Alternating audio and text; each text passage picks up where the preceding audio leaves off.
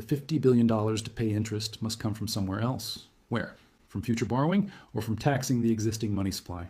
This creates a mathematical trap. Total debt always exceeds total money supply because interest is owed on debt but was never created. The system requires perpetual growth in debt just to service existing debt. This is not a bug. This is the design. Now let me show you who holds the debt.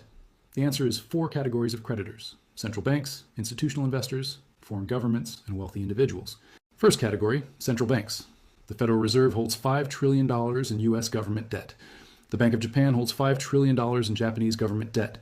The European Central Bank holds $5 trillion in European government debt. The People's Bank of China holds $3 trillion in Chinese government debt.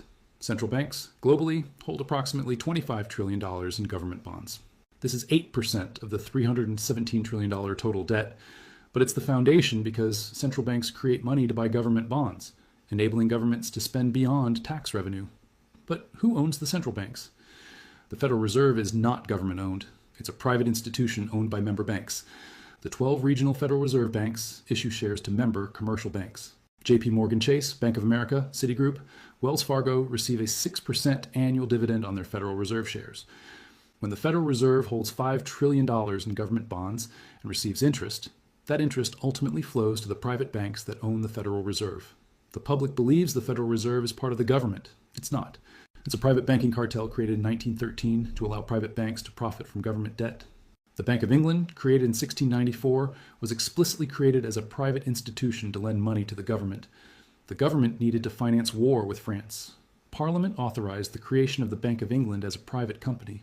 The bank lent $1.2 million to the government and in exchange received the exclusive right to issue currency. From the beginning, central banks existed to profit private bankers by creating government debt.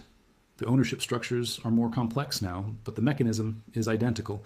Central banks create money, lend it to governments through bond purchases, and receive interest paid by taxpayers. Second category, institutional investors. This includes pension funds, insurance companies, mutual funds, and sovereign wealth funds. These institutions hold approximately $120 trillion in global debt. Pension funds hold $50 trillion. Insurance companies hold $35 trillion. Mutual funds hold $25 trillion.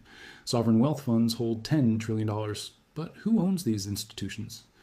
Pension funds are theoretically owned by workers whose pensions they manage, but the workers don't control the institutions. The fund managers control them, and fund managers are paid based on assets under management. Insurance companies are owned by shareholders. MetLife, Prudential, AIG are publicly traded corporations, but share ownership is concentrated. The top 10% of households own 89% of stocks and bonds.